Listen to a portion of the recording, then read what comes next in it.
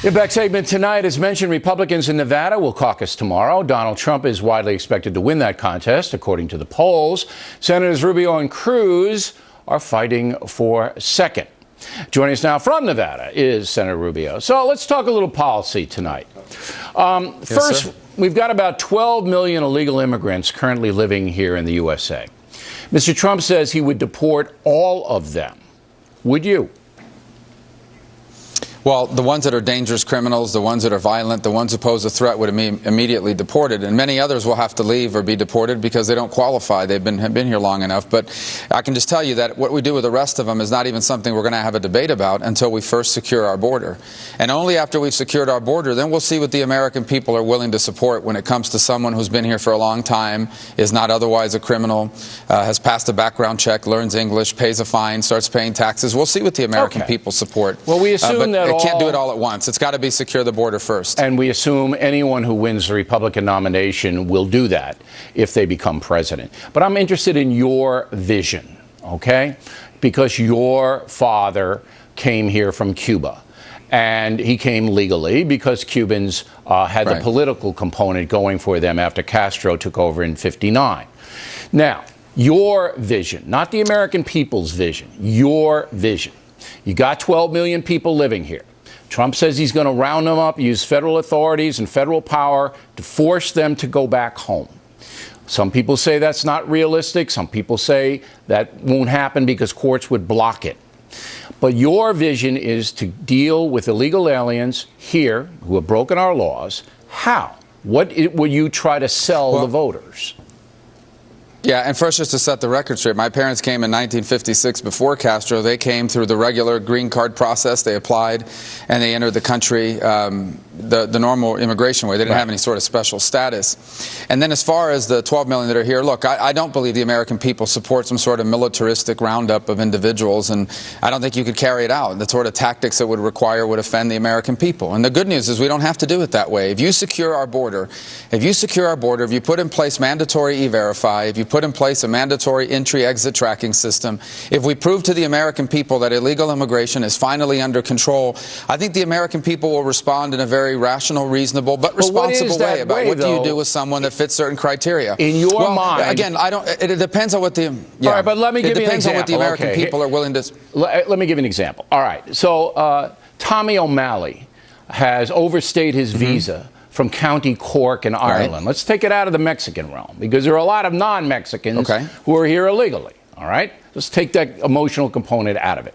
So Tommy O'Malley comes over, he overstays his visa, he's got a job out on Long Island, he's been here, he's got 2 kids. You let him stay, you give him American citizenship, what do you do with him? Well, first of all, it depends on what the American people are willing to support, because we're not going to ram anything down their throat. But I'm going to give it to you, Bill. Okay, but hold on a second. Let me finish my statement. It does depend on what the American people will support. Here's what I've suggested in the past. If someone has been here for a defined period of time, they can pass a background check. If they've committed crimes, they can't stay. They have to pay a tax. They have to start paying taxes. They're going to have to pay a substantial fine because they violated the law. And in exchange for all of that, they can apply and receive a work permit. And that's all they're going to be allowed to have, a permit that allows them to work here and travel. And that's it. Okay. And that's all they'll be allowed to have for a very significant period of time. I think that's something the American people might be open to, but only after our borders are secure. They might be, but it would have to be very well defined to them. Now let's go to foreign policy. Correct. As you know, last week, U.S. bombed Libya to try to defeat ISIS. Almost every military commander in the country says you can't just defeat ISIS from the air. Do you have specific ways to take these savages out, or are we going to let them just operate, contain, as President Obama wants to do, contain, but not defeat? And if you do have specifics, I need to hear them. They need to be defeated, and it begins by eliminating from them any sort of safe haven where they can organize and operate. The reason why ISIS needed to be hit in Libya is because that is where they now bring their foreign fighters. And so the air component is significant and actually need to do a lot more than what we're doing now. I also believe we need to conduct an increased number of special operations, targeting their leadership and their logistical areas. But I do think ultimately they will need to be confronted by a ground force, and that ground force should ideally be made up primarily of Sunni Arabs themselves. These are Sunni areas that need to be be liberated of ISIS, and they can only be truly liberated and held by Sunnis themselves. It can't be Kurds. It can't be Shia. It has to be Sunnis. Why not So NATO? as president, I am going to put... Why well, not because NATO, again, you're asking NATO Western troops... and the Sunni component joining together, right, and attacking ISIS in the 3 countries where they've established... Well, we would. Well, NATO hasn't been... We would, no Bill, Republican candidate has really put that forth, that NATO should be involved. Well, here's the problem with NATO. First of all, the problem with NATO is 14 of the countries in NATO spend less on their military than New York City spends on its police department. And so NATO's been significantly eroded in terms of its capabilities to project power from abroad. In essence, Bill, we are NATO.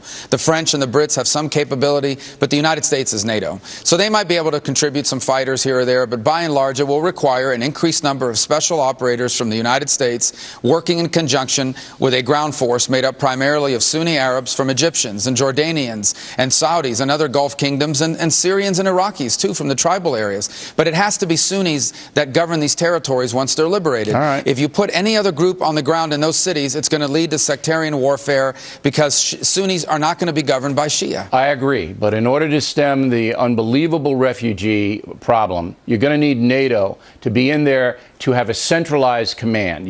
The Sunnis are not going to have a centralized command. But anyway...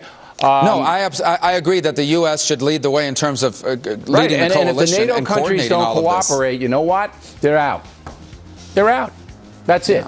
Because well, we this are, is at the end that of the day, we are serious. basically NATO, is what I'm saying. I understand that, but you know, Poland and other countries, they can pony up too. All we need is 50,000 men, and I think NATO could provide that. Hey, Senator, you're welcome anytime. We appreciate a good conversation Thanks, Bill. tonight. Directly ahead.